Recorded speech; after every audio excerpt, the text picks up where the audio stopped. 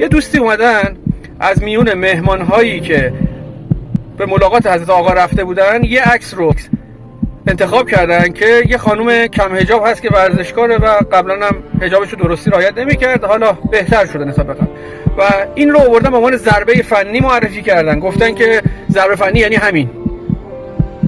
اولا همیشه ما میگیم نیمه پر لیوان رو ببینیم، این که این همه بانوی با حجاب اونجا هستن رو شما لحاظ نمی‌کنی. یه عکس شل حجاب پیدا کردی اون رو داری بولد می‌کنی، مثل اون عکس قبلیتون که توی راهپیمایی پیدا کرده بودید یه خانومی که حالا یه خورده حجابش کمتر بود رو به عنوان الگو معرفی کرده بودی.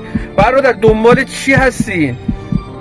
ما معیار حجابمون حجاب فاطمی مشخصه، حالا یه سری هستن کمتر رعایت میکنن، یه سری دقیقاً طبق معیار رعایت میکنن. ولی اینکه ما بریم یه دونه عکس رو تو میون این همه عکس سوژه کنیم که چی؟ که میخوایم به چی برسیم؟ تقوا پیشه کنید، تو رو خدا یکم با تقواتر رفتار کنید. واقعا دنبال چه موضوعی هستید؟ اینکه توی صفحه سفید یه نقطه سیاه رو پیدا کنیم، بولدش کنیم، ذره بین بگیریم روش و بگیم چی؟ این کار درست نیست. به خدا دنبال چی هستیم؟ بگیم آقا اون خانومی که موهاشو میذاره بیرون، مثلا حجابش تا اینجای سرشه، موهاش تا اینجا مشخصه، این خیلی خوبه. یه نکته دیگه بگم، ببینید آرزوی ماست که بریم پابوس حضرت آقا، دیدار ایشون، ملاقات ایشون.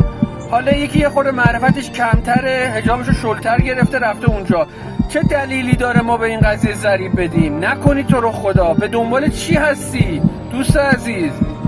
ازت خواهش میکنم رویت رو عوض کن، تقوا پیشه کن. ببین واقعا میتونی الان تو این شرایط جواب حضرت صاحب زمان رو بدی؟ این که داری مردم اشتباه هدایت میکنی.